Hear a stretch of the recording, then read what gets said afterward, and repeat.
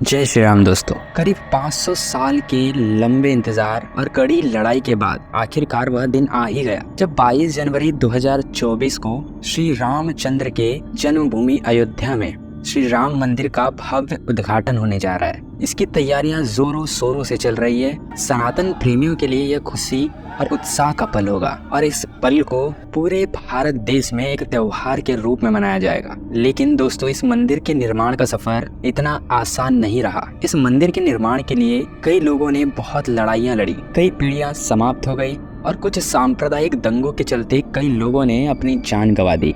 अयोध्या जमीन विवाद मामला देश के सबसे लंबे चलने वाले केसों में से एक है। 1528 से 2020 अर्थात 492 साल तक यह विवाद चला। तो चलिए जानते हैं राम मंदिर के इस विवाद से जुड़े इतिहास के बारे में। सरयू नदी के तट पर बसी अवध नगरी अयोध्या को हिंदुओं के 7 प्रमुख पवित्र स्थलों में से एक माना जाता है। अयोध्या, जिसे साकेत नाम से भी जाना जाता है, उत्तर प्रदेश राज्य का एक धार्मिक नगर है। ऐसा माना जाता है कि अयोध्या नगरी को श्री राम जी के पूर्वज वैवस्वान के पुत्र वैवस्वत ने बसाया था और तभी से सूर्यवंशी राजाओं का राज महाभारत काल तक चला। श्री रामचंद्र जी का जन्म अयोध्या नगरी के दशरथ जी के महल में हुआ था और श्री राम के जल समाधि लेने के बाद कुछ समय के लिए अयोध्या का उजाड़ होने लगा। फिर श्री राम जी के पुत्र कुश ने अयोध्या का पुनर्निर्माण करवाया और इसके बाद सूर्यवंशी की अगली 44 पीढ़ियों तक इसका अस्तित्व चरम पर रहा। अकेले अयोध्या में ही भगवान श्री राम और माता सीता के 3000 से भी अधिक मंदिर मौजूद थे। उल्लेख मिलता है कि 5वीं शताब्दी के पूर्व मंदिरों की हालत खराब होने लगी और उसी समय उज्जैन के चक्रवर्ती सम्राट विक्रमादित्य यहाँ पर आए और उन्होंने मंदिरों को ठीक करवाया। कहते हैं कि विक्रमादित्य ने राम जन्मभूमि में काले रंग के कसौटी पत्थर पर 84 स्तंभों पर विशाल मंदिर का निर्माण करवाया था। फिर इसके बाद के राजाओं ने समय समय पर मंदिरों की देखभाल की। फिर 21 अप्रैल 1526 में बाबर और हमलोदी के बीच युद्ध हुआ और 1528 तक बाबर की सेना अयोध्या तक पहुंच गई और बाबर के कहने पर उसके सेनापति आमिर बाकी ने मंदिर को तुड़वाकर वहां मस्जिद बनवा दिया, जिसे बाद में बाबरी मस्जिद के नाम से जाना जाने लगा। और इसके बाद लगभग 150 सालों तक मुगलों का शासन चलता रहा। इसके बाद सन 1717 में जयपुर के राजा जय सिंह द्वितीय ने यह कोशिश की कि मस्जिद और उसके आसपास की जगह उन्हें मिल जाए, क्योंकि वह जानते थे कि हिंदुओं के लिए इस जगह के क्या मायने और क्या आस्था है। जय सिंह के उस वक्त के शासकों के साथ अच्छे संबंध होने के बावजूद भी उन्हें वह जगह नहीं मिल पाई, लेकिन उन्होंने मस्जिद के पास एक राम चबूतरा बना दिया जिस पर हिंदू पूजा कर सके। यूरोपियन जियोग्राफर जोसेफ डेफन थेलर, जो कि 1766 से 1771 तक यही मौजूद थे, उन्होंने भी राम चबूतरा होने की रिपोर्ट दी थी। इसके बाद 7वीं शताब्दी में एक चीनी यात्री हैंसांग यहाँ आया और उसने भी यह बताया कि यहाँ पर एक प्राचीन और भव्य हिंदू मंदिर हुआ करता था जहाँ पर हजारों लोग दर्शन करने आया करते थे। यह वह वक्त था जब मुसलमान मस्जिद में नमाज पढ़ा करते थे और हिंदू बाहर चबूतरे पर पूजा किया करते थे। मंदिर गिरने के लगभग 250 साल बाद भी हिंदू इस बात को नहीं भुला पा रहे थे। हालांकि अयोध्या में भगवान श्री राम के अभी भी हजारों मंदिर मौजूद थे, लेकिन हिंदू इस बात को नहीं भुला पा रहे थे कि भगवान राम की जन्मभूमि में मंदिर तुड़वाकर आखिर मस्जिद कैसे बनवा दी गई। इसके बाद सन 1813 में पहली बार हिंदू संगठनों ने यह दावा किया कि 1528 में मंदिरों को तोड़कर मस्जिद बनवाई गई थी। माना जाता है कि फैजाबाद के अंग्रेज अधिकारियों ने भी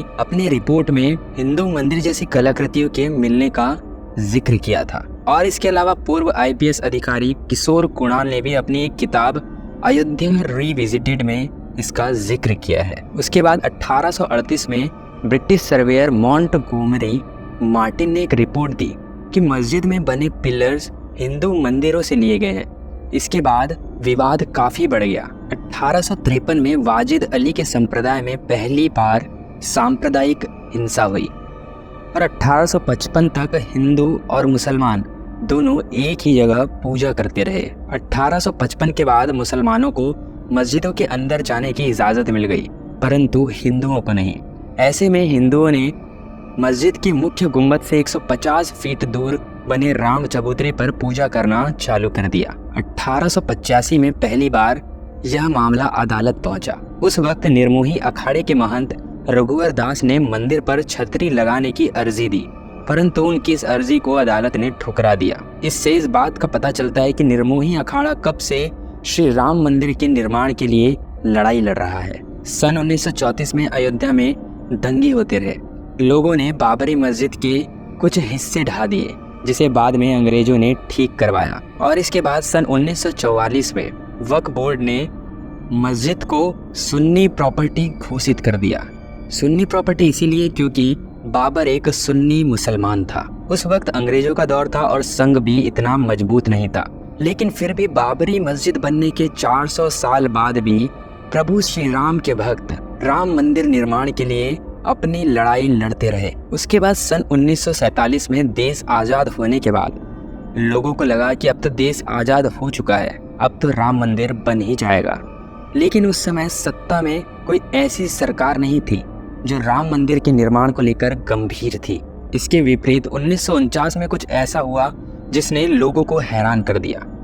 19 दिसंबर 1949 को मंदिर में फिर से पूजा शुरू हो जाती है। हिंदू पक्ष का यह दावा रहता है कि बीती रात मंदिर में श्री राम की मूर्ति प्रकट हुई है, और मुसलमान यह कहते हैं कि अंधेरी रात में जानबूझकर भगवान की मूर्ति लाकर रख दी गई है।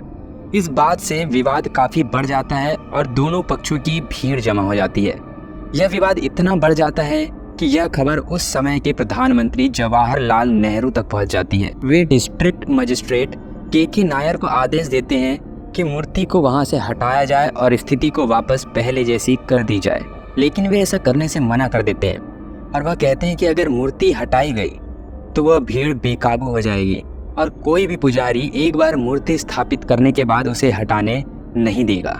लेकिन कुछ दिन बाद 27 दिसंबर को फिर से के नायर को यही आदेश मिलता है और मूर्ति को हटाने के लिए कहा जाता है। वे अपना इस्तीफा दे देते हैं और साथ ही एक सलाह देते हैं कि मूर्ति हटाने के बजाय आप वहाँ जालीदार गेट लगवा दीजिए। जवाहरलाल नेहरू को उनकी यह सलाह पसंद आती है और वे उनका इस्तीफा नामंजूर कर देते हैं। इसके बाद 1950 में हिंदू महासभा के वकील गोपाल सिंह विशारद ने फैजाबाद जिले की अदालत में मूर्ति पूजा की अनुमति देने की मांग की। इसके बाद 15 वर्षों तक हिंदू पक्ष और सुन्नी वक्फ बोर्ड अपने अपने तरीकों से उस जगह को अपना बनाने के लिए अदालत में पैतरे लगाते रहे, लेकिन कुछ ना हो पाया। 1980 में बीजेपी के आने के बाद राम मंदिर आंदोलन के लिए चीजें बदलने लगी और एक ऐसा वक्त आया जब संघ, विश्व हिंदू परिषद और बीजेपी सब मिलकर राम मंदिर आंदोलन को तेज करने में लग गए। 1984 में दिल्ली के विज्ञान भवन में एक कार्यक्रम करके यह लोग सीतामढ़ी से अयोध्या तक रथ यात्रा निकालने का कार्यक्रम बनाते हैं, लेकिन 1984 में इंदिरा गांधी की हत्या की वजह से यह कार्यक्रम टाल दिया जाता है। इंदिरा की हत्या के बाद राजीव गांधी कमान संभालते हैं और प्रधानमंत्री बनते हैं, और इस समय राजीव गांधी पर 2 अहम चुनौतियां थी। पहली कि राम मंदिर आंदोलन के लिए क्या रुख किया जाए, और दूसरा कि हिंदू संगठनों की लामबंदी पर कैसे कंट्रोल किया जाए। लेकिन इस समय देश में एक ऐसी घटना होती है जिसने राम मंदिर आंदोलन की आग में घी का काम किया। दरअसल इंदौर में रहने वाली शाहबानो के केस में राजीव गांधी ने मुस्लिम वोट बैंक को खुश करने के लिए सुप्रीम कोर्ट के फैसले को पलट दिया। राजीव गांधी जानते थे कि उनके इस फैसले को बैलेंस करना होगा। इसके बाद राजीव गांधी ने उस समय के यूपी के तत्कालीन मुख्यमंत्री वीर बहादुर सिंह पर दबाव डाला कि बाबरी मस्जिद के ताले को खोल दिया जाए। इसके कुछ ही दिन बाद 1986 में फैजाबाद जिले की अदालत में बाबरी मस्जिद के ताले को खोलने का आदेश दिया गया और मंदिरों में पूजा करने की इजाजत भी दी। अब राजीव गांधी के इस फैसले से मुस्लिम नाराज हो गए। फिर आता है 6 फरवरी 1986, जिसमें सभी मुस्लिम लीडर मिलकर एक मुस्लिम एक्शन कमेटी बनाते हैं, जिससे सांप्रदायिक तनाव बढ़ने लगता है। और इसके बाद के सालों में आडवाणी जी सोमनाथ से अयोध्या तक 10,000 किलोमीटर दूर तक रथ यात्रा निकालते हैं, और इसी रथ यात्रा के दौरान बिहार में आडवाणी जी को गिरफ्तार कर लिया जाता है। और उसके बाद जिस दिन यात्रा का अंत होना था, बहुत बड़ी संख्या में कार सेवक विवादित ढांचे पर झंडा फहरा देते हैं। भीड़ को काबू करने के लिए उस वक्त की मुलायम सरकार भीड़ में गोलियां चलवा देती है, जिससे बहुत सारे लोग शहीद हो जाते हैं। उसके बाद आता है वो दिन जिसे बहुत से लोग शौर्य दिवस और काला दिवस के रूप में मनाते हैं। तारीख 6 दिसंबर 1992। करीब 2 लाख कार सेवक अयोध्या पहुंच जाते हैं। इस समय कल्याण सिंह यूपी के मुख्यमंत्री और वीपी नरसिम्हा राव भारत के प्रधानमंत्री थे। कहते हैं कि कार सेवक के पहुंचने के पहले ही कल्याण सिंह अदालत में यह भरोसा दिलाते हैं कि विवादित ढांचे को कोई नुकसान नहीं होगा और साथ ही उन्होंने आदेश दिया था कि भीड़ पर कोई गोली नहीं चलाएगा। लेकिन इतने सारे लोगों के पहुंचने के बाद वही हुआ जो होना था। 6 दिसंबर 1992 को दोपहर 1:55 पर पहला गुंबद गिराया गया। इसके बाद 3:30 पर दूसरा गुंबद गिराया गया और 5 बजे तक तीनों गुंबद को गिरा दिया गया। इस घटना के 1.5 घंटे बाद यूपी में राष्ट्रपति शासन लगा दिया गया और कल्याण सिंह ने इस्तीफा दे दिया।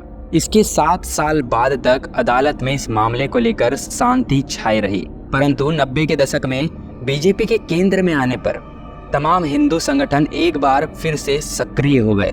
इसके बाद के सालों में आर्कियोलॉजिकल सर्वे ऑफ इंडिया को इस मामले की जांच करने के लिए कहा गया, जिससे आखिर यह पता चल सके कि आखिर वहां था क्या। एएसआई ने रिपोर्ट के जरिए यह बताया कि वहां पर राम मंदिर होने के कुछ अवशेष मिले हैं और इस रिपोर्ट को बेस बनाते हुए अदालत ने उस जमीन को राम जन्मभूमि ट्रस्ट, सुन्नी वक्फ बोर्ड और निर्मोही अखाड़ा में बराबर बांट दिया।